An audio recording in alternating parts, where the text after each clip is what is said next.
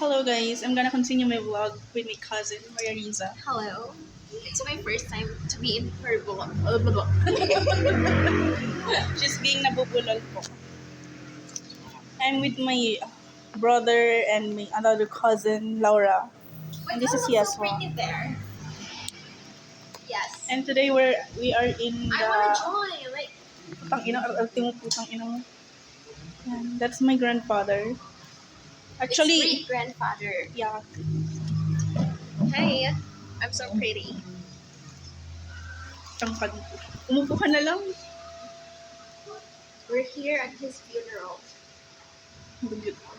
Latang ka tapos. I have my pimple. It's so big. Hi guys, welcome to my vlog again. Now we're gonna be in the area where my grandfather, great grandfather, oh, sa bahala Ulit kayo.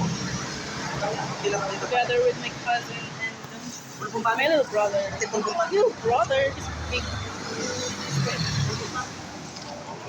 I will. So hi guys, welcome to my vlog again. I'm here at my cousin's house. Sinasamahan ko siya kasi wala siyang kasama now and she's she's about to start her tawag dito sa ano mo? She's about to start her duty as a call center agent. Yeah. And I'm here in her room. Yeah?